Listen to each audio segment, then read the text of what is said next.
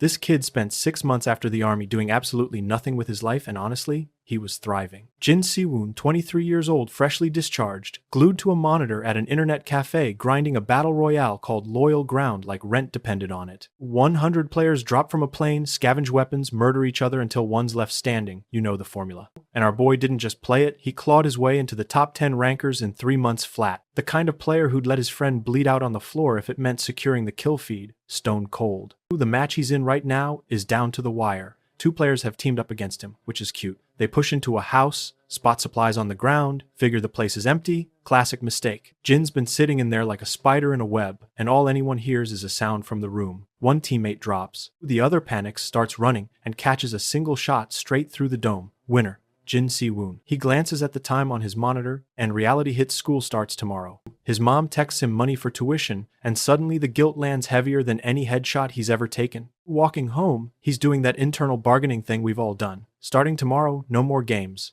Sure, man. He checks some news in bed and passes out before he can even finish lying to himself. Morning comes, he's heading to school, and his buddy's already blowing up his phone telling him to hop online. Jin's actually considering ditching class, because of course he is, when a purple light appears behind him. He turns around. The light swallows him whole. His backpack is all that's left on the ground. When his eyes open, he's standing in front of a massive statue surrounded by a crowd of people who clearly don't belong in the same universe. Some are swinging swords. Others are straight up casting magic fireballs, ice, the whole fantasy catalog. Jin's brain short circuits for a second. He blacked out and genuinely thinks he's being punished by the cosmos for wanting to skip class. But the noise is deafening. People are fighting, cleaning blood off weapons, screaming in languages he can't understand. His first thought is, why are there so many cosplayers here? Love that energy from a guy who's about to have his entire worldview demolished. The statue speaks. 100 players detected. System initializing. Language synchronization complete. Just like that, everyone's speaking the same tongue, and the fighting doesn't even pause.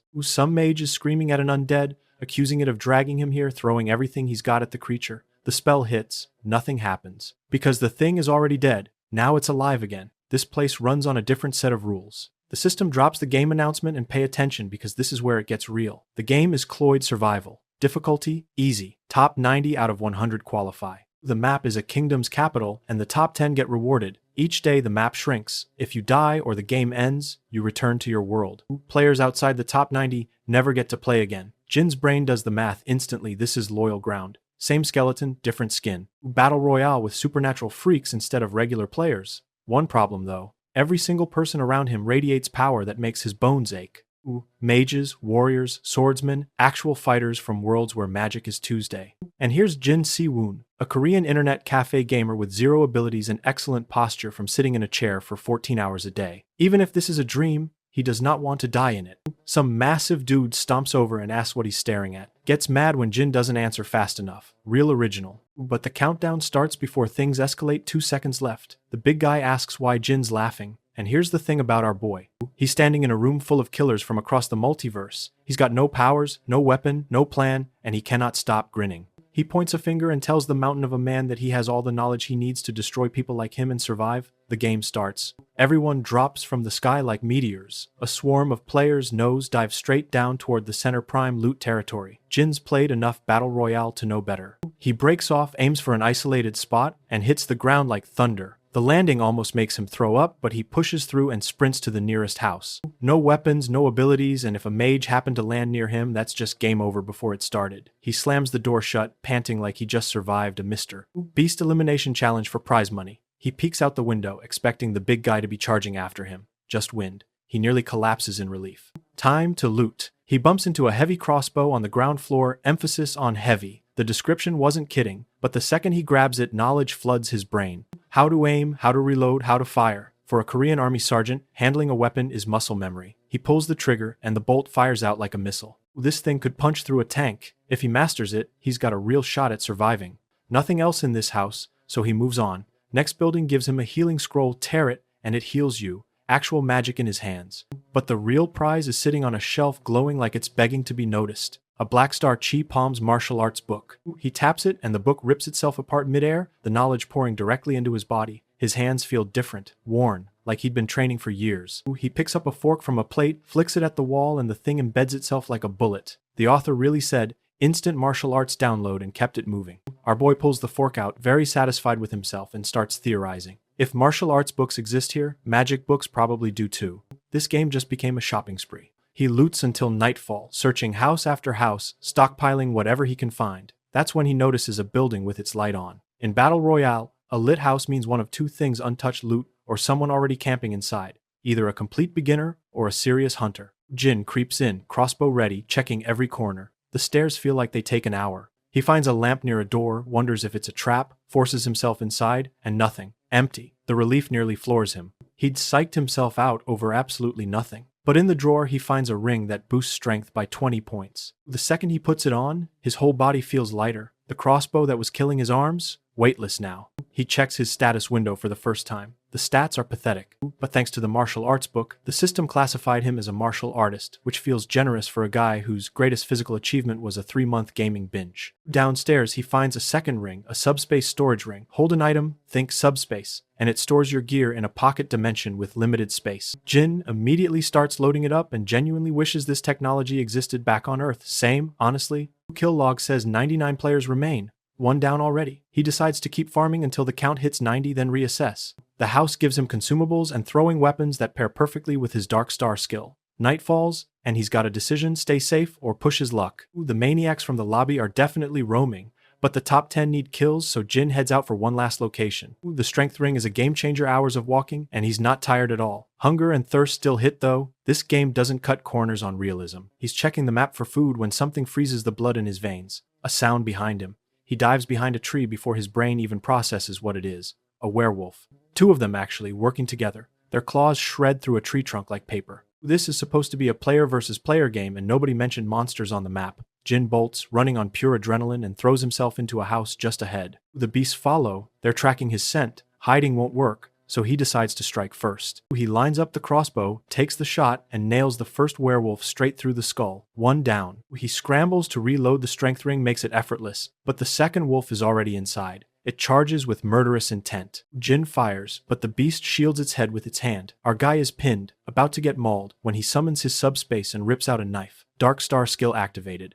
The blade punches clean through the monster's chest and bends against the wall behind it. Jin Siwon, who was absolutely certain he was about to die, just clutched a 2-on-1 against werewolves. His legs are shaking so badly he can't stand. The wolves drop a pouch, food and water. Monsters are farmable. Even better, the house itself is stacked. He finds armor with fire and wind magic resistance that shrinks to fit his frame, and then he touches something invisible, a concealed item. It's a cloth that turns out to be the mantle of the gods. Stay still and you blend perfectly with shadows, invisible to detection magic, your presence completely hidden. This is a survival player's dream item. Jin puts it on and steps into the night, practically a ghost. Day 2 arrives, and Jin hasn't seen a single player, probably because he landed in the outskirts. That changes when screams rip through the dark. A young man with a scarred face is sprinting through the trees, injured, clearly fleeing someone. Jin watches from under his cloak as the guy curses about running into a mage. Before the scarred man can even turn around, the magic words are chanted. A fireball the size of a car slams into him. He burns alive in seconds. Jin's first instinct says he just witnessed a murder. But then a chest appears where the body should be. No corpse, just a loot box. This is a game. The mage, a red-hatted magician named Karen, strolls right past Jin's hiding spot, complaining that his victim didn't die cleanly from the first hit, close enough to touch. The cloak keeps Jin perfectly invisible. Karen calls the dead man a stable hand and says he should feel honored to be killed by him. Real charming guy. That's the moment everything clicks. Jin had been hesitating. Part of him still thought of this as something other than survival. But watching Karen burn a defenseless man alive and walk away bragging about it, that killed whatever was left of his restraint. Hesitation in this game means death. And so Jin Siwon made his decision. He would do what was necessary. Karen opens the dead man's chest, pleased with himself, when something slams into his barrier at blistering speed. A crossbow bolt, then another. The mage can't even track where they're coming from. His barrier starts cracking. He fires a panicked fireball at where he thinks the sniper is hiding. The response is a throwing knife that shatters his shield into 1,000 pieces. Karen, now defenseless, screams for the hidden enemy to show themselves. Jin doesn't move. The mage starts channeling a powerful spell, and before the incantation leaves his lips, a bolt goes through his skull. Fight over. Clean. Ruthless. Our boy didn't even break a sweat. Jin loots both chests fast. Karen had solid gear, a healing scroll, a gold necklace from some magic council. But the real prize is in the other chest, the one that belonged to the scarred man, a circle stone. Install it, and a magic circle forms around your heart, giving you mana and teaching you the magic tied to the circle. This was the item the scarred man didn't have time to use before Karen killed him. Jin almost feels bad for the guy. Almost. He pockets everything and finds a house to hunker down in. The circle stone process takes 3 hours, and the system warns of slight pain. Slight is the understatement of the century. Jin spends 3 hours biting down screams as magic carves itself into his chest. When it's finally over, he's half dead, but he has a mana stat. Worth it. He opens the kill log to check how many players are left, and the number nearly knocks him off his feet. More than half the lobby has been wiped out, and when he scrolls through the names, one killer appears over and over and over again. Nam Sagwang. Somewhere on this map, while Jin was sneaking through houses and fighting werewolves, one player was single-handedly slaughtering the competition. The log shows a man named Ayan tripping over a rock while running for his life. He falls face first, begs to be spared, promises anything. His skull gets popped like a grape. Day 3 of the game and 54 players were eliminated in a single night, most of them by one kid. Jin decides the play is simple, stay far, far away from Nam Sagwang. But then his brain does what it always does, it starts scheming. If Nam Sagwang is out here thinning the herd, that means the path to the top 10 just got a whole lot clearer. Jin starts daydreaming about what the rewards might be. Maybe he gets to take items back to the real world, magic on Earth, skills that carry over. He catches himself spiraling and reels it back in, but the seed is planted. This isn't just about survival anymore. After making sure the serial killer isn't heading his direction, Jin finishes his preparations to relocate. That's when he remembers he picked up a magic skill book yesterday. The Magic Book of Windball, which lets the user create spheres of wind proportional to their power. He uses it immediately. Spells flood his brain. He chants the incantation, and 4 tiny wind spheres materialize in front of him. Disappointing, honestly.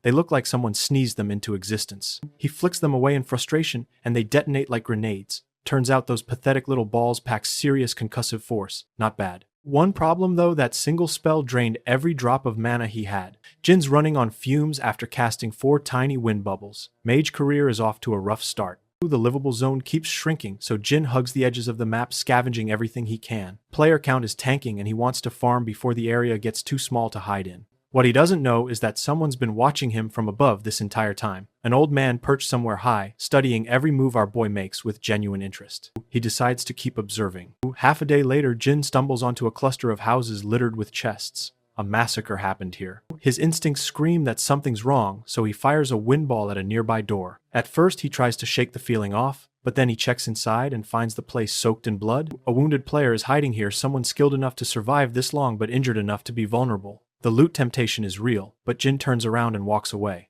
Survival first. Smart move on the surface, but here's what actually happened. Jin didn't leave at all. He set a trap. The wounded player waits, makes sure the coast is clear, then crawls out of hiding. He'd concealed himself at the last second before getting discovered. He's annoyed, thinking our scrawny hero would have been an easy kill. He goes to loot the remaining chests, and a bolt comes out of nowhere and buries itself in his skull. Dead before he hits the ground, the hidden sniper strikes again. Jin's collecting the chests when a voice nearly stops his heart. Someone behind him casually compliments his tactics, says the young man is quite skilled in these kinds of situations. Jin panics nobody should have been able to sneak up on him, but the old man raises a hand and says he's only here to ask some questions. When Jin asks his name, the elder waves it off, says introductions are pointless between people from different realities. This is the first time Jin's met someone like this in the game. As sunset bleeds across the sky, the old man asks if he's played this game before. He's been watching Jin's progress from afar, and he wants to know, does he understand that none of this is real? Jin, still rattled that he never sensed this man coming, admits it's his first time here, but similar games exist in his world. The old man is genuinely amazed.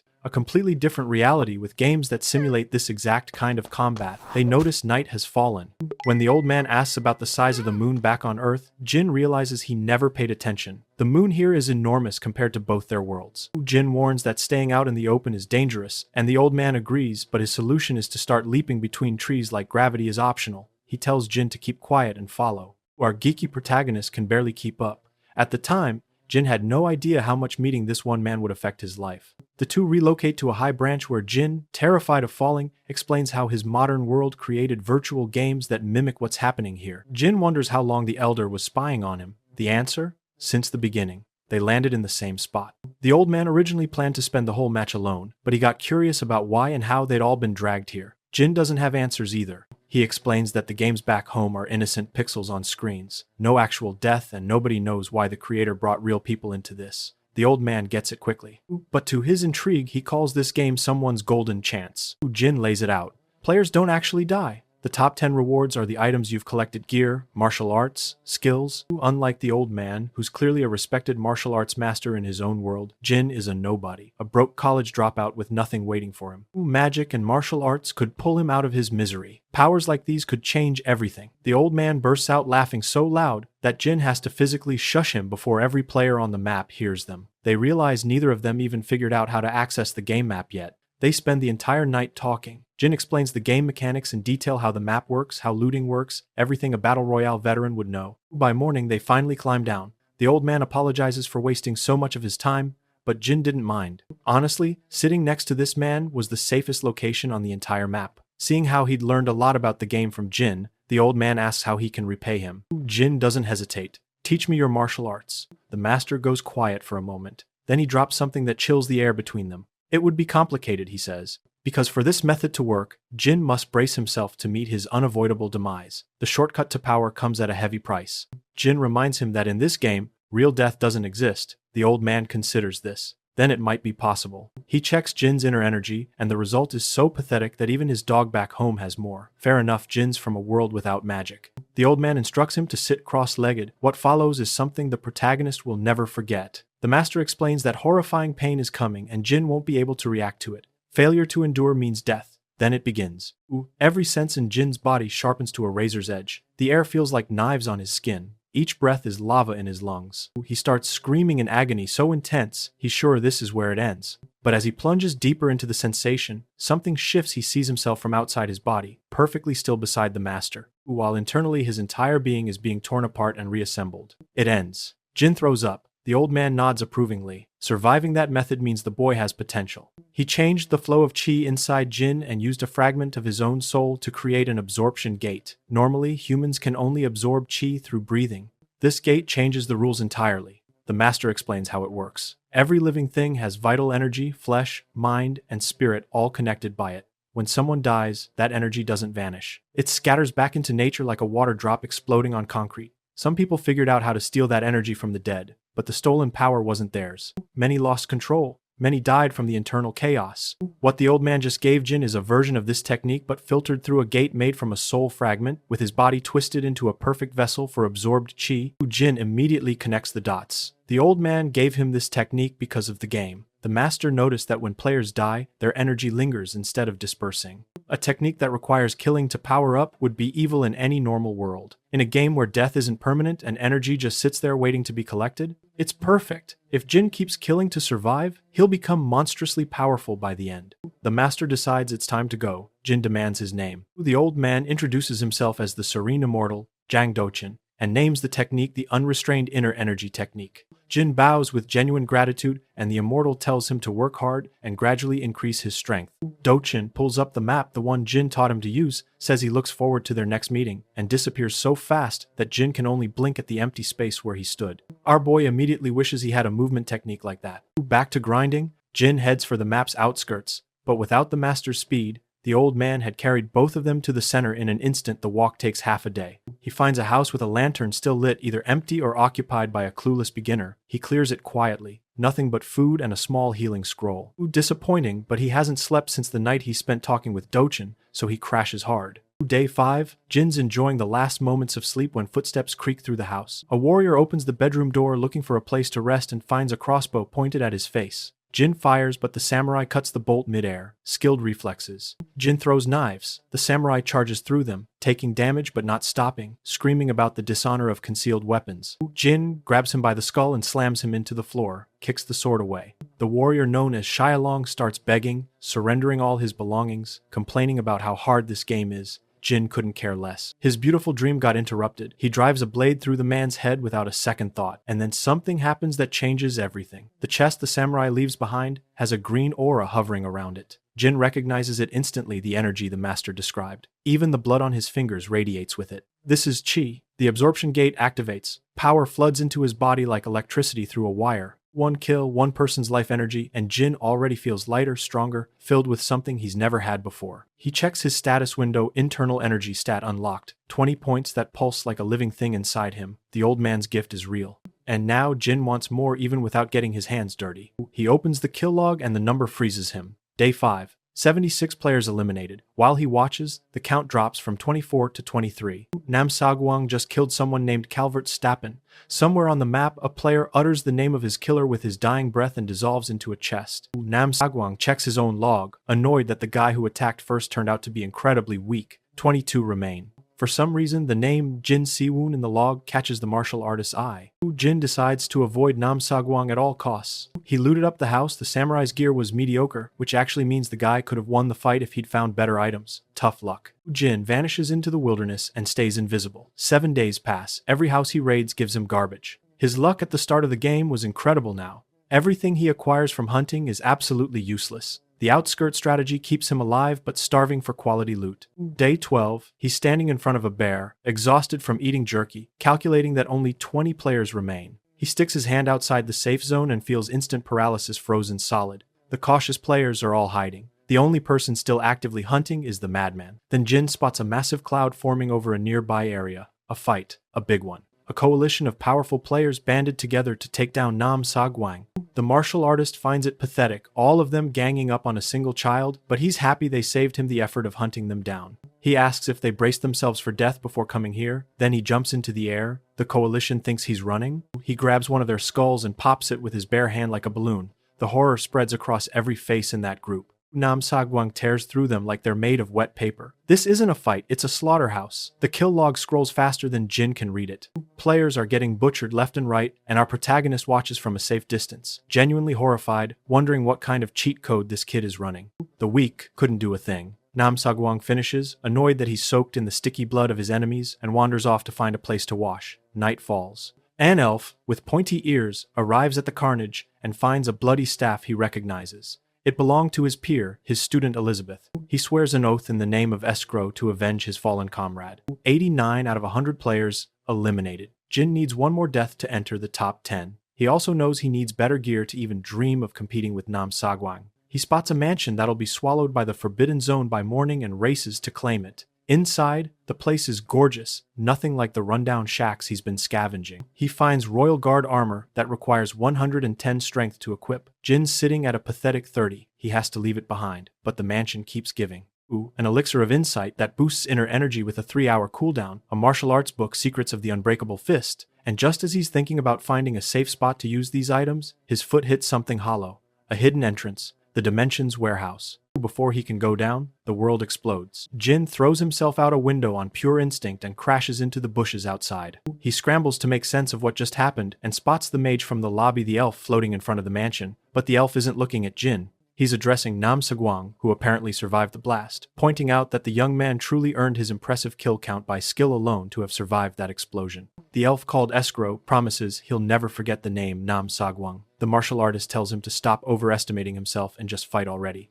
The elf says the arrogance won't last long. Nam Sagwang can't help but be entertained. Jin is truly shocked to see that the all-powerful Nam Sagwang, the one who eliminated countless players, is actually pretty young. The mage decides to humble the kid at once. Our weak hero has no choice but to watch the two titans clash. Escrow summons lightning from the sky and channels thunderbolts into devastating attacks. Nam Sagwang dodges everything with terrifying precision. The mage gets frustrated, tells the martial artist to go offensive, the way he did with Elizabeth. It's the first time in the talented young man's life that he's faced someone this powerful. Escrow's irritation boils over, and he unleashes a full lightning storm. Any single bolt could end the game for Nam Sagwang, but the kid stays calm, threading between strikes, and launches himself skyward to close the distance. The mage affirms that brute strength can't break his barrier and slashes the martial artist in half with his staff. Looks like the infamous player finally met his end, then he vanishes. Illusion. The mage's detection can't find him anywhere. He screams into the night that he'll kill the boy next time they meet. Meanwhile, Nam Sagwang runs, determined not to get caught off guard like that again. Jin watches the whole thing from under his cloak, jaw on the floor. He's amazed by the power of the elf strong enough to stop a train. After the fight, Escrow returns to the ground and quietly observes the area. He fails to spot our hero thanks to the magic cloak. Jin figures neither fighter is coming back to this area anytime soon. He finds the warehouse entrance and heads underground. Stairs lead to a food storage cellar. Disappointing, he wanted weapons, not provisions. His stomach disagrees violently. After weeks of disgusting jerky, he devours everything in sight. The Korean in him would have loved some rice with this meal, but beggars can't be choosers. An hour later, satisfied, he studies the Unbreakable Fist book, an extinct martial art created by a ridiculed man who wanted to perfect the art of the fist. Not glamorous, but just like the food, he can't afford to be picky with his skills. He decides to drink the elixir first. The memory of the Circle Stone's agony makes him hesitate, but his obsession with power wins. He drinks. Mana surges into his body far too little compared to the energy he absorbed from the samurai. The elixir locks his body for 3 hours. When it finally ends, the sniper is exhausted. He's grateful to have survived the fight between the mad martial artist and the great mage. And with that, our hero finally goes to sleep.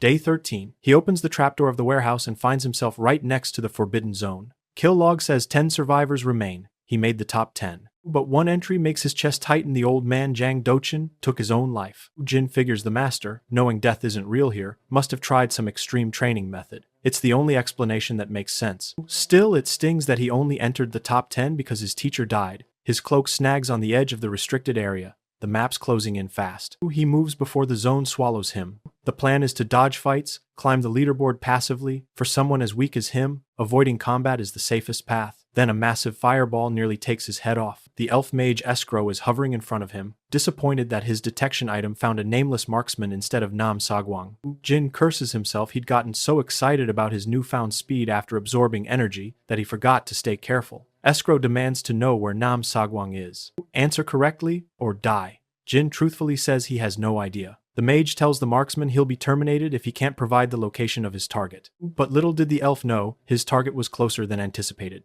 Then something drops from the sky like a bomb. Nam Sagwang crashes into Escrow's barrier, fully recovered, grinning. He tells the mage he must be running out of mana. Jin can't believe what he's seeing. The genius martial artist just appeared out of thin air. Nam Sagwang's fist shatters the magic barrier.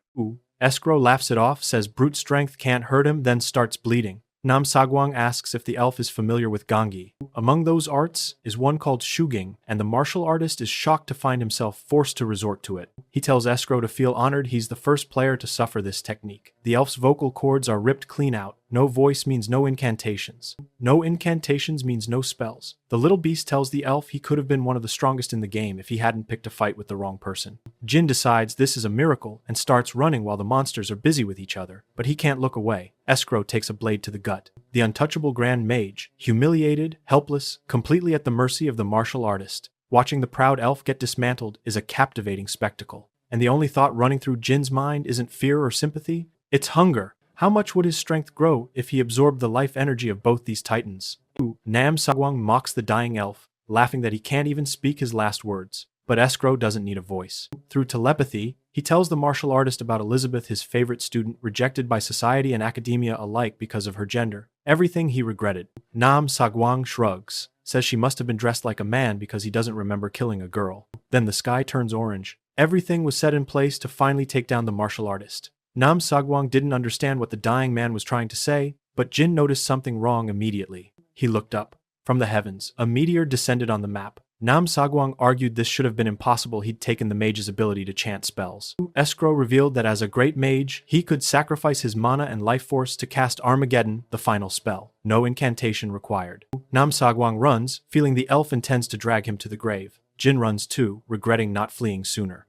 In his last moments, Escrow smiles, happy to meet Elizabeth once again, wishing for just one more chance to see her. The great mage passes, leaving behind a chest filled with his items. The meteor hits the ground and the world erupts. Somewhere far across the map, an elf notices the giant explosion on the horizon. According to him, only one individual had the power to cast magic that destructive. Jin survives. Barely. He didn't escape far enough because his greed for life energy kept him too close. He burns through every healing scroll he'd stockpiled to keep breathing. The wounds close, but the pain lingers, forcing him to use even more scrolls before he can inhale normally. This disaster milks him dry of healing items. The kill log confirms Escrow is dead, meaning his energy scattered with the blast, unrecoverable. But Nam Sagwang's name isn't in the log. The kid survived. Jin hears someone begging for help. He follows the voice and finds Nam Sagwang on the ground, armless, unable to use his own healing scrolls. Even the strongest player in the game couldn't dodge a meteor, both arms gone, completely helpless. The martial artist spots Jin and begs him to use a scroll on his wounds.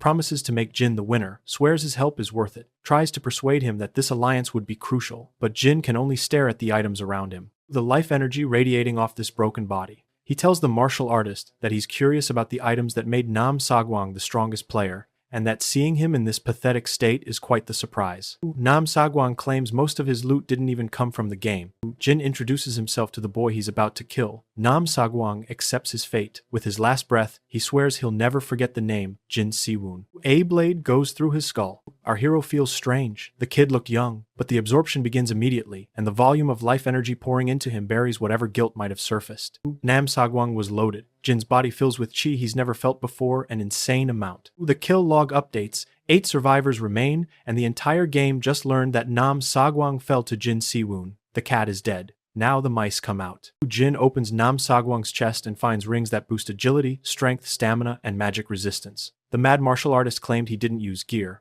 Liar. There are also stacks of martial arts books that Jin can't learn. Some kind of condition needs to be met first. Frustrating, but the rings alone are game-changing. His status window lights up, every stat has jumped. Magic resistance hitting 90. He's certain now. He can become the champion of this game. Then a fire blast hits him dead center. A mage who'd been lurking nearby criticizes him for dropping his guard while collecting items. Claims Jin must be incredibly lucky. Someone who falls for a surprise attack like that had a very low chance of taking out Nam Sagwang. But when the flames clear, Jin is standing there without a scratch. 90 points of magic resistance. The mage's spells can't even tickle him anymore. Jin starts walking toward his attacker at a casual pace. The mage panics, threatens a stronger spell, channels everything he has into one massive explosion of fire. Jin walks straight through it, pointless. Now came the time to launch the counterattack. Jin hits him with his straight suffering fist, his first real martial arts strike since powering up. The impact sends the mage coughing blood into a tree. One hit. The young man realizes just how much the output of martial arts relies on internal energy. Fight over. 7 survivors. As he absorbs the energy from his latest kill, Jin figures his magic resistance of 90 must be shielding him from intermediate spells entirely. With the genius martial artist eliminated, every remaining survivor would now be forced out of hiding. It didn't take our hero long to realize he had a hard night ahead of him. Jin starts moving, and the difference is night and day. His speed now rivals the old masters, the man he owes everything to. After 60 minutes of running, he stops to scout the area and immediately hears someone screaming into the wilderness, daring players to show themselves. A muscle-bound giant with a sword the size of a door, just hollering into the night like he's trying to speedrun getting killed. Jin watches from cover when an arrow rips through the air at the loudmouth. The swordsman blocks it with his blade and starts raging about cowardly tactics. Jin's more interested in the shooter. The swordsman identifies the marksman as Jurawana the Divine Archer, a name that carries serious weight. The muscle monster introduces himself as Stano, reveals that his entire mercenary guild considers Jurawana a legend, and offers an alliance to take out Jin Siwoon together. The elf lands on the ground and responds with a single word. Stano finds the Divine Archer kind of dumb, but dumb wasn't the issue. Stano decides to betray the alliance almost immediately, swinging his blade at Jurawana the second the distance closes, figuring a marksman at close range is a dead marksman. An arrow from behind goes through Stano's skull before his sword finishes its arc. Jurawana had already positioned a shot before he even landed. The mercenary dies thinking he was clever. The Divine Archer finds it laughable that Stano actually thought he'd agree to team up. Jurawana's real priority is locating Jin. Our protagonist, meanwhile, rushes to absorb life energy from Stano's chest. 6 players remain. The energy is slow, and he's getting impatient, which is exactly the kind of carelessness that almost kills him. Jurawana suddenly turns around, gaze locking directly onto Jin's position. Our boy freezes under his cloak, barely breathing, cursing himself for rushing out in the open to absorb energy. He's convinced the elf has some hidden detection ability. But Jurawana ultimately decides the loot isn't worth his time. Stano was too weak to have anything good, and walks away. Jin collapses to the ground, legs jelly. The instincts on that archer are genuinely terrifying. That name is permanently carved into his memory now. The next big bad he'll have to overcome. The map starts shrinking faster than expected. Despite 87 days remaining, the accelerated elimination rate must have triggered a faster zone. Jin stumbles into a wide open field of tall grass, the worst possible terrain. Any fight here broadcasts his position to every remaining player. Then someone attacks. Green blades toward him out of nowhere, perfectly aimed despite his cloak making him undetectable. He dodges the first volley, but the second wave doubles in number. No more running. Jin takes a fighting stance and channels everything into his fist. His extreme strike creates a shockwave that shatters every incoming blade on impact. He didn't realize just how strong he'd gotten. He launches into the air to find the caster and spots a mage below, utterly shocked that his all-out attack got erased by a single punch. Before either of them can move, something unexpected happens. The mage gets stabbed from behind, blood everywhere. An assassin materializes out of thin air, scolding the dead man for not saving mana for a shield or a detection spell. Stealth is his specialty, he explains. Never failed to eliminate a target, 5 survivors. The assassin recognizes Jin immediately. The man who killed Nam Sagwang is a celebrity now, and every remaining player is hunting him for exactly that reason. They charge. The assassin draws first blood slashes that shred Jin's arm, but our boy survives by coating himself in inner energy. The assassin brags about always winning in the dark. Something clicks in Jin's head. Darkness powers. He has an idea. The assassin vanishes, closes the gap, and lands a double slash that should split our hero in 2. The blades pass through an afterimage. Jin activates his stealth cloak and vanishes. The assassin's cloaking can't compete with the mantle of the gods. Jin grabs him from behind and tells him to keep talking tough. Then he snaps both his arms. The assassin begs, promises to help fight the remaining players, and gets his skeleton crushed before he finishes the sentence. 4 players left. Jin absorbs the energies of both the assassin and the mage and loots their chests. The assassin Tamarin had a clone skill book that summons copies proportional to inner energy. If this man had known how to wield chi, he would have been a nightmare. The mage's chest contained Carmen's Eye, which can locate even the stealthiest targets, but Jin's circle stat is too low to learn it. A reminder that his invisibility cloak isn't invincible after all. Then an arrow nearly takes his head off. He tilts instinctively an inch from death. Jurawana, a massive boulder, follows immediately, hurled by someone else. 2 attackers at once. Jin punches the rock apart, pouring mana into his fist until it shatters. 3 enemies reveal themselves. Senturk, King of Kursanen. Carrion, right hand of the Demon King, a dark mage. And Jurawana, the divine archer. 3 titled legends with centuries of combat experience versus Jin Siwoon, a Korean gamer with no title and no business being alive right now. They tell him his run ends here. Jin's best play would be turning them against each other, but they're strangers, no shared history to exploit. The dark mage greets the king, who's disgusted by black magic. Carrion reminds him that rank doesn't exist in this place and proposes an alliance. These 3 didn't coordinate, they just arrived at the same time. First objective, strip Jin of his cloak. Carrion casts a blinding light so powerful it nearly binds the protagonist. Every shadow within range is burned away. No darkness means no invisibility. Jin's greatest survival tool just got shut down. The Dark Mage explains he wanted to personally thank Nam Sagwang for killing his enemy, the Great Mage Escrow. Disappointed that he can't thank the martial artist in person, he'll settle for slaughtering the boy who killed him instead. Then he activates his Chaos Blade Dark Blade Storm. Mages are usually glass cannons in close range, but approaching Carrion means walking through a hurricane of dark energy. Jin charges anyway. He burns inner energy to shield himself as blades carve into him from every direction. His cloak shreds apart. His energy shield cracks. The dark mage can't believe the kid hasn't been turned to meat cubes. Jin pushes through the storm, activates his severing fist, and charges with a straight cut. But the mage counters with chaos deadman hands, corpse arms erupting from the ground, grasping at Jin from every angle. The first time he's fought an enemy this skilled, Jin activates his spirit illusion steps to escape. Carrion is shocked the martial artist can create illusions. Jin closes the gap again, ready for the finishing blow, when a rapier slides through the dark mage's body and straight into his own gut. Senturk. The king never considered Carrion an ally. He thanks the dark mage for using his last breath to take out the annoying protagonist. 2 birds, 1 rapier. The betrayed Carrion curses the king's vulgarity before dying. Now it's the king and the divine archer. Senturk remarks on the strangeness of facing Jurawana one-on-one. The archer was a thorn in his army's side back in the real world. Jurawana smirks and tells the royal they're not alone just yet. A fist connects with the back of Senturk's skull so hard it shatters a piece of his armor and sends him ragdolling into a mountain. Jin used an illusion to survive the rapier. He catches his breath while Jurawana comments on the dodge. Jin tells him to shut up and fight. The archer says the king isn't dead yet. Senturk drags himself back, furious but impressed, praises Jin's power and his ability to escape his blade. For some reason our boy rips his shirt off because apparently every final boss fight requires a wardrobe adjustment and asks if they want to jump him or take turns. Senturk stops holding back. The man who looked like a brute turns out to be the fastest fighter Jin has ever faced. His rapier pierces Jin's arm in a blink and paralyzes his left hand. Senturk declares himself the fastest in the game. Jin can't even track him with inner energy, but he's too close to the top to fold now. He channels everything into the rapier blade and snaps it with raw chi. Senturk is stunned. Jin rips the broken shard from his own arm and launches it at the king's face. The king dodges death by inches but catches a wound across his cheek. Jin heals with a scroll. Senturk, now respecting the kid's determination, creates an aura blade from his broken sword. 2-minute timer. Jin counters by summoning every clone he can. An army of himself surrounds the king. What follows is a masterclass in frustration. Senturk stabs a clone, no impact. Gets punched from behind, stabs the puncher, another clone. Jin taunts him, asks his opinion on the punch, tells him to stop searching for the real body. His clones carry the same firepower as him, making them nearly identical. The king slashes through 2 clones with his piercing aura. They're one tap, sure, but there's always another one. 60 seconds left on his blade.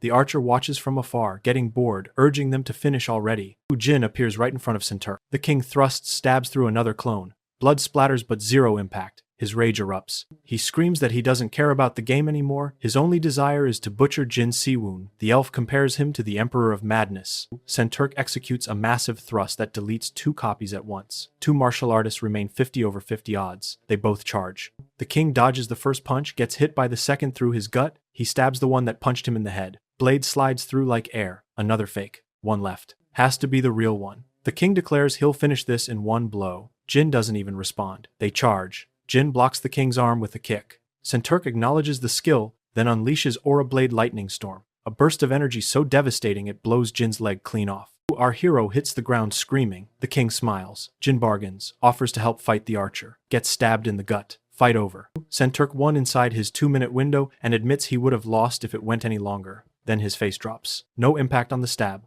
The body beneath him has no weight. The king is horrified. A hand grabs the back of his skull from behind. Jin Siwon crushes it without a speck of hesitation. Every clone, every hit he took, every scream bait. The real body waited for the aura blade to expire while his copies exhausted the king's stamina and sanity. Sinturk, who poured his very soul into that fight, got outplayed by a gamer who understood one simple truth. You don't need to win the fight, you just need to be the last one standing. The divine archer applauds. Thanks, Jin, for dealing with the annoying king. Points out how the mighty Sinturk was outsmarted by someone who used every resource at his disposal. Then he knocks an arrow. Jin absorbs Sinturk's life energy, not as massive as Nam Sagwang's haul, but enough to refill his reserves. He immediately uses his clone technique and sends an army charging at the archer. Juroana fires one arrow. It hits the real Jin in the leg. Every clone vanishes. One shot. The archer lands beside him, pins his right hand with an arrow, then his left. Jin, immobilized and furious, demands to know how Juroana can tell the real body from his clones. The divine archer smiles and gives a one-word answer: instinct.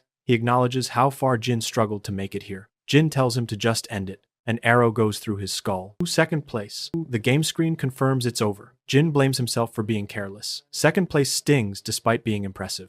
But then the system drops something unexpected. He's earned the right to participate in a second game. His items appear alongside 140 reward coins. The shop prices are criminal. His clone technique alone costs 130. Scandalous. But as a top 5 finalist, he gets 2 spins on a reward wheel. First spin, the escrow necklace. The cheapest item in the shop. Jin's frustration could light a city on fire. Second spin. He prays to every god across every reality he's ever visited. The wheel stops on his spirit illusion, steps the most expensive item available. Free. The man nearly transcends his physical form with joy. He buys what he needs, finishes shopping, and the system teleports him home. He's standing in the exact spot the purple light took him, backpack on the ground. A subspace ring sits in his palm. This was real. Back in his tiny apartment near the university, Jin rewrites his entire life plan. Forget college. The second game is coming, and he's going in as a hunter, not a survivor. His internal energy is empty after the final battle, and since murder is still very much illegal in Korea, he can't exactly absorb chi from people on the street. He resorts to Chugi, the breathing meditation the master taught him.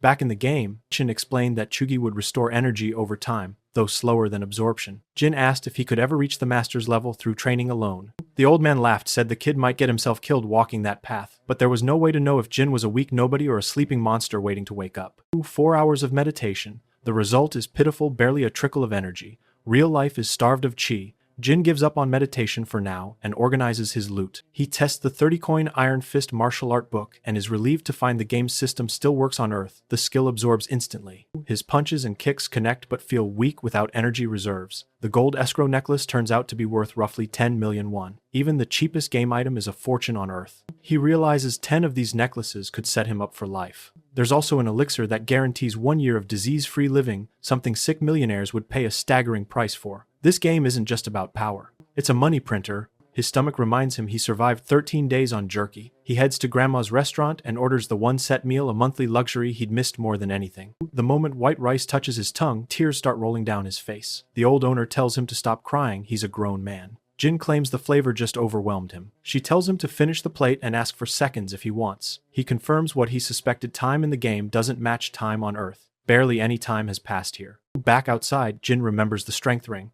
He slips on the 2-coin item and immediately feels the change. He crouches, jumps, and launches himself to a terrifying height, his body practically weightless. He sticks the landing effortlessly and immediately prays that nobody saw or recorded that. The ring's stats are identical to the game, which makes him think about the most expensive item. He brought back the 50-coin elixir of inner insight. He'd planned to save it until he had more energy, but impatience wins. Back in the game, this elixir immobilized him for 3 hours and made every cell in his body boil. He drinks it without hesitation. The effects hit immediately. Power overwhelms his body. 3 hours later, a neighbor reports the wall being hot. The doorknob is boiling.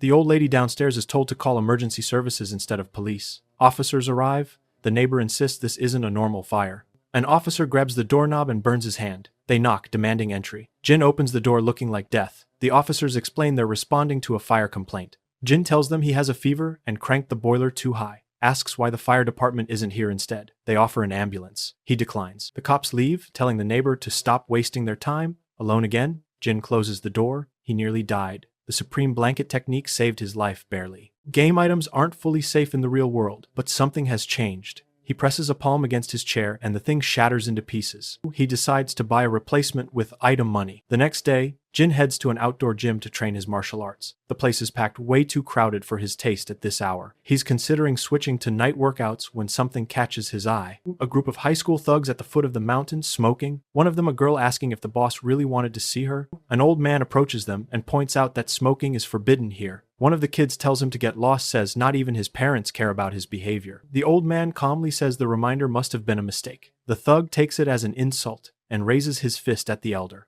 Jin's foot connects with the kid's face before anyone processes what happened. The high schooler goes airborne and crashes into a nearby trash can. Jin tells him he has no right to threaten the elderly. Everyone freezes. Then someone approaches a second kid, easily over 6 feet tall, asking the puny stranger if he has a death wish. The older brother wants to know if Jin really just hit his sibling. Jin explains the situation calmly. The kid was smoking in public, threatened an old man, and frankly needs better guidance. The tall one should educate his younger brother. Mid-sentence, a fist comes flying at Jin's face. He dodges on instinct and answers with one of his techniques. The punch sends the older brother stumbling. Jin panics, might have hit too hard. Then a switchblade appears. Both brothers really are cut from the same cloth. Jin disarms the knife with embarrassing ease. This fight makes one thing crystal clear. He's operating on a completely different level from normal humans. He sweep kicks the tall one off his feet and tries to control himself, using only half his strength. Even 50% of the 10,000 palm technique is too much. The kid slams into a tree at high speed, bones probably broken. Then Jin notices the phones, everyone's recording.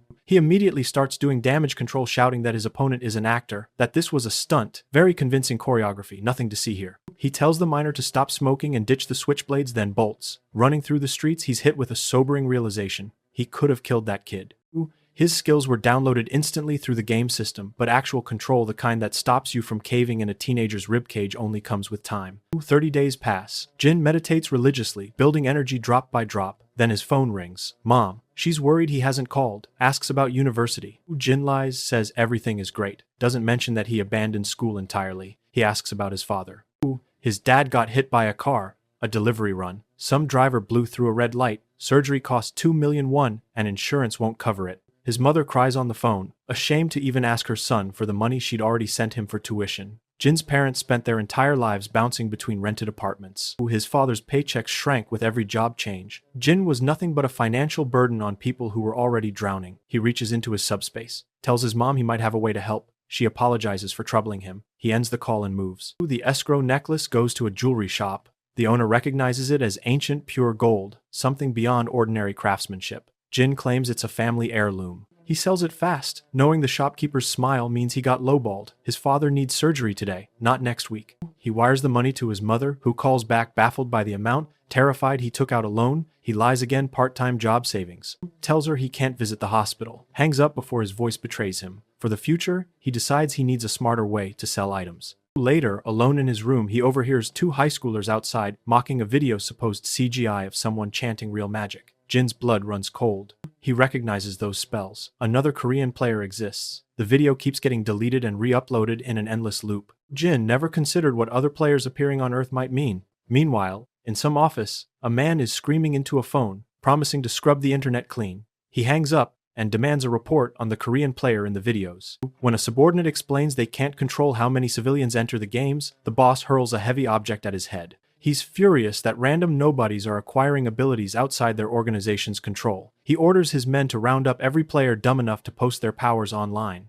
Tells someone to heal the bleeding subordinate before the blood stains his carpet. One of them uses actual powers to close the wound. The boss criticizes their weakness, complains about the situation, and sends everyone moving. Something much larger is operating behind the scenes. Summer ends. 2 months since Jin returned to Earth. He hasn't missed a single night of training. His internal energy reserves have grown to a decent level and his control has improved significantly. He tests his clone technique in the forest. 1 copy materializes. A single clone that fades within seconds. Back in the game, he summoned 8 without breaking a sweat. The 2 martial artists clash fists and the clone vanishes on impact. He's hit his limit on Earth. Something about this world makes it harder. The energy he absorbed during the king fight gave him seemingly endless reserves in the game, but here, everything is thinner. He's hungry, reaches for the meal in his subspace. The light takes him before his hand touches the food. New lobby, new panic, 200 players this time, all screaming in languages Jin can't understand yet. He recognizes the atmosphere instantly, the same raw terror from his first match, except doubled.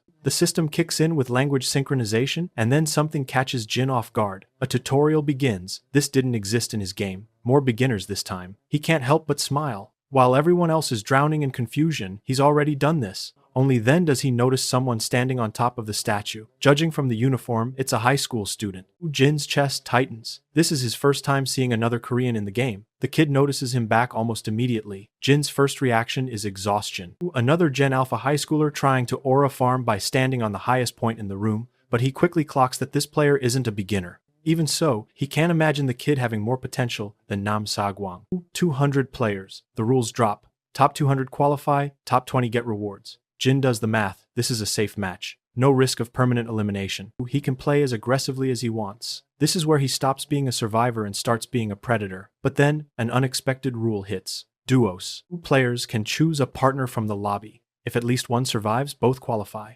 Those who can't find a partner run solo. That's why the lobby is 200 instead of 100. Everyone starts pairing up immediately, which is strange since they're all supposed to be strangers. Jin figures experienced players can probably read each other's strength. Choosing a weak partner means carrying dead weight, so the smart play is finding someone competent. The high schooler on the statue would be his best bet, clearly experienced, Korean, potentially useful. Jin looks up. The kid is gone. Completely vanished from the statue without Jin noticing when he left. Now he's scrambling. First person he asks already has a partner. Second one, same. Third, fourth, fifth, everyone's paired up. Jin's certain there are solo players somewhere in this massive crowd, but finding them is impossible in this chaos. The game starts. He's going in alone against 100 duos. Fine, he'll just kill everyone. Day 1. Jin spots a small village from the air, decent houses, probably good loot. He drops like a shooting star, thinking that landing first gives him the advantage of ambushing whoever follows. His feet hit the ground. He turns around. 6 players descending means 3 enemy teams incoming. Our hero spent 2 months replaying his first match in his head, training in his apartment, building a plan for exactly this moment. Jin Si-woon would finally execute the strategy he'd been dreaming about. Nearby, a mage lands dizzy from the drop. Before the poor guy can even figure out where his teammate landed, his barrier shatters. Jin assumed the mage was as good as dead the second he saw the panic in his eyes. He fires off his unbroken fist, the punch so powerful it goes clean through the mage's body. The kid coughs his insides out. Then the system informs Jin of an annoying new mechanic. Downed players need to be finished fast before their teammate arrives to revive them. Just as he's about to crush the mage's skull, he senses something behind him. A knight in full armor charges with a lance. Jin dodges the point but eats the shield bash. The mage's partner showed up fast. Jin gets his footing and sizes up the knight. This one's experienced, a real close combat specialist. The key advantage of Jin's martial art is fighting armed opponents barehanded. But on Earth, he could only visualize the technique since there's nobody walking around with medieval weapons. This is his first real chance to test it in action. He's actually excited. Can't help but smile. The knight charges. Jin reacts with a counter, but instead of meeting the lance with his fist, he opens his hand at the last second, deflects the spear, lets it slide past him. Before the knight processes what happened, Jin's fist is in his gut. The warrior is furious, but Jin already found the gap in his defense. He channels everything into his palm and unleashes a hip strike that tears a hole through the knight's armor. Then grabs him by the head and kneels the helmet until it cracks open along with the skull inside. Double kill secured. He stomps the defeated knight's head to make it official and is pleased by how much vital energy the man had. Absorbing through combat is infinitely more efficient than collecting scraps. Then an arrow nearly takes his face off. 2 more follow, one grazes his cheek. A tempest of arrows forces him into the forest. The marksman is annoyingly accurate, but Jin can tell from the weak impact that the archer has no internal energy. He circles back to the village, figuring that finding the archer will force the partner to reveal themselves. Last game, a situation like this would have had him trembling behind a wall. Now he only sees enemies as walking energy meals. 2 arrows rain from a nearby house. One pierces his head. Looks like game over on day 1, except what the archer just killed was a clone. The target vanishes and the archer is confused. Then a boot connects with his face and sends him flying into a door. Jin's satisfied with the hit, but notices something strange. Despite making contact, the archer is nowhere to be seen. A shadow flickers past him, a stealth cloak. Jin realizes he's fighting a mirror match, an invisible marksman versus an invisible martial artist. An arrow fires from nowhere. Jin dodges by a hair. He can't sense the archer at all through the cloak's concealment. The archer realizes he can't win against a martial artist and bolts. Jin chases him through the village. The poor marksman runs in a full panic until Jin materializes directly in front of him. He explains that fighting in broad daylight while wearing a stealth cloak is a mistake. The item works best in darkness. And since this cloak is perfect for quietly climbing the ranks, Jin intends to kill its owner and take it. A third presence arrives. The archer's partner, a dual-wielding elf swordsman, apologizes for not keeping up with the fast martial artist. The dying marksman doesn't care about apologies and screams for the elf to secure the kill immediately. Jin's now in a 2-on-1, and yet, he smiles. He isn't outnumbered at all. The swordsman charges. Jin tilts his head toward the archer, gets shot at, dodges, and the arrow redirects toward the elf, who deflects it with his blade. Jin runs through an alley between houses. The archer, fed up with how slippery our protagonist is, fires 3 arrows at once. All 3 hit Jin in the back. The marksman is thrilled with the performance of his bow, the bow of Alex, but the martial artist that took 3 arrows to the spine charges at the archer anyway. Before either teammate can react, Jin strikes from behind. The archer drops, 1 down. Jin tells the swordsman to stop relying on his eyes so much. The elf realizes it was an illusion all along and figures he needs to kill Jin to save his partner. The swordsman screams that he'll be the last one standing and charges. Jin's impressed by the ferocity. They clash. The elf pulls a named attack. Jin goes for a counterstrike targeting the shoulder. His hand gets slashed. The elf is faster than expected. A combo called Bloody Rush carves into Jin repeatedly. He would have died without his internal energy shield. The swordsman notes that Jin's core isn't as deep as anticipated and promises the next cut takes his neck. Jin knows his only shot is a counterstrike, but the elf's speed makes it nearly impossible to find an opening. Then he remembers, this match has no elimination. If he dies, he just loses ranking, so he tries something insane. He closes his eyes. 2 months of internal energy training. He's not the trembling beginner from game 1. If he can sense his opponent without sight, he can reach number 1 in any match. The thought cracks something open inside him. The elf's blades drop to the floor. He's immobilized. Jin caught his ultimate strike barehanded. Something hidden just unlocked. Before the swordsman can beg, Jin crushes his collarbone. 4th kill. The swordsman's life energy is substantial. He also drops good loot, a healing scroll and the bow of Alex, which imbues arrows with a trace of lightning magic. There's a multi-shot skill book too, confirming the archer only learned his craft in the game. Jin absorbs the book and tests the bow against a wall. Serious upgrade from his first game's crossbow. His only regret is that the invisibility cloak he took is damaged from the fight.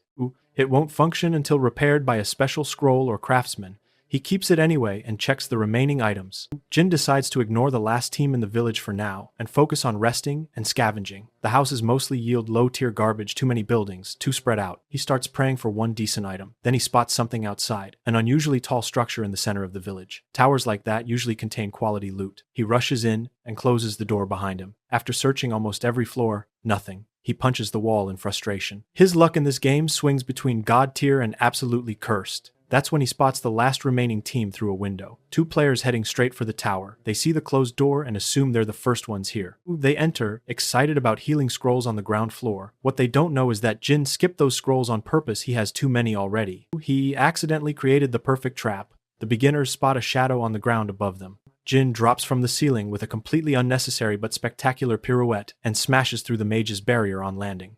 Energy fragments shatter everywhere, confirming the mage had his shield up. The duo panics. The mage fires a desperate flame spell. Jin leaps out of the way, and the fire hits the mage's own partner. The blonde warrior catches a blaze and scrambles to put himself out. The axe-wielding warrior charges through the flames. Big guy, heavy weapon, serious anger. Jin dodges every swing with ease. The warrior swears to kill him. On the last dodge, the axe cleaves into something the mage. The swing that missed Jin buried itself in his own teammate's gut. Before they can recover, Jin crushes the mage's skull from behind. 2-on-1 becomes 1-on-1. The warrior drops his armor faster without the weight. Jin kicks him in the neck with a named technique. The Viking-like brute points out that an opponent in the air has to land eventually. Fair point. The axe catches Jin on the way down, so powerful, it slices the entire tower in half. Jin switches to illusions, tells the giant that strength alone won't cut it. The warrior charges at a clone while the real Jin walks to the doorway. He points out the cracking sounds coming from the bisected tower, then kicks the structure. The building groans, tips, and collapses directly onto the warrior. The big man realizes too late that he'd been swinging at nothing. He begs for help as tons of stone bury him alive. Jin walks away. Technically, the tower got the kill, which means reduced rewards. Annoying. The dust clears. Only the warrior's hand is visible under the rubble. Chests spawn away from the wreckage, sparing Jin the trouble of digging. The warrior's gloves give a small strength boost. The mage had more interesting stuff. A bomb scroll, a cursed branch, a philosopher's stone, and 1/8 of a mystery book that only reveals its value when all 8 pieces are assembled. Jin takes the mage's wind and rain-proof cape and exits the war zone. The map is shrinking. Jin figures other players must be nearby and heads for the center. He's moving faster than he ever could in Game 1 thanks to the movement techniques he's practiced. He enters a monster spawning zone. The system explains 3 types: normal monsters, powerful boss monsters with great loot, and buff monsters that grant temporary advantages. A pterodactyl roars overhead. Below it, a duo is fighting reptiles, a swordsman, and a mage struggling against both flying and crawling beasts. The mage throws a monster with an ice spell while the swordsman holds the line. They're managing barely. Jin aims his bow. His goal is to eliminate them while they're distracted. He fires. His arrow hits the mage's barrier. The mage realizes they're being ambushed and screams for retreat. The swordsman refuses. The monsters are almost dead, and the rewards are too good to abandon. They start arguing. The mage insists their lives are in danger. The swordsman calls him a coward. Jin watches the chaos with amusement and decides to pour gasoline on the fire. 3 arrows at once. The mage's barrier shatters. The swordsman demands the barrier go back up. The mage panics and casts a different spell, Escrow Protect Wall. Giant stone plates rise from the ground, boxing them in. Even the swordsman doesn't understand this move. Jin definitely doesn't. The walls make his job easier, not harder. Bows curve arrows. Stone walls don't stop curved trajectories. The mage explains, it's the most efficient way to save mana. The warrior can't see the enemy anymore and demands the spell be cancelled. 5-minute duration, non-negotiable. Jin pulls a bomb scroll from his subspace, straps it to one of his lightning arrows, and gives it a 10-second fuse. He rises, aims, and releases. The arrow sails over the wall and lands right at the duo's feet. The countdown hits 0. The explosion tears through the stone walls like paper. Jin didn't expect it to be this powerful. He has to stomp a monster trying to bite him in the aftermath. The mage is burned to a crisp. One hand emerges from the rubble. The warrior, alive but pinned. He blames the mage entirely. Then sees Jin standing over him with the bow drawn. Jin points out that the mage's incompetence made this easy. The warrior accepts his fate with dignity, noting that he still has much to learn and that choosing the right partner is a skill in itself. The chest appears instantly. The mage died first in the explosion. The swordsman's chest has skill books for swordsmanship, movement, and footwork. Useless for a martial artist. But the Ring of Toa, magic resistance boost, that's a keeper. The mage's chest contains another gold escrow necklace and a Circle 4 magic book that's far too advanced for Jin to learn. Then he notices the remaining monsters. After a few minutes of fighting, Jin pities the duo that struggled against these pathetic creatures. The monsters dropped loot on death, the Tear of Lamea, an ingredient for no spells, and a necklace that gives a slight agility boost. The agility necklace is useful. The ingredient, not so much. Later that day, Jin meditates and considers the boss monsters. A game-changing buff or massive loot could come from soloing one. But he needs to assess whether he's strong enough and whether other players have the same idea. No point rushing into a boss fight, only to get ambushed by another team. Day 2 dawns. 60 players eliminated on day 1, 8 by Jin's hand. Solid KDA. His priority is reaching the map's center. The weather in this match is brutally hot, makes him wish he'd traveled at sunset instead. Then a shadow passes overhead. His battle royale instincts scream before his brain catches up that bird is carrying supply items. A massive chest drops from the sky. This one is different from anything he's seen. Huge, ornate. The catch. Opening it reveals his location to every player on the map every 30 minutes for most of the day. In any match with elimination stakes, he'd walk away without a second thought. But there's no elimination risk here. The worst that happens is he fights a bunch of people, which he was planning to do anyway. The treasure chest is essentially free loot with a side of content. Jin cracks it open and stares at what's inside. If you enjoyed the story so far, don't forget to like the video, subscribe to Yume Recap, and stay tuned for the next video.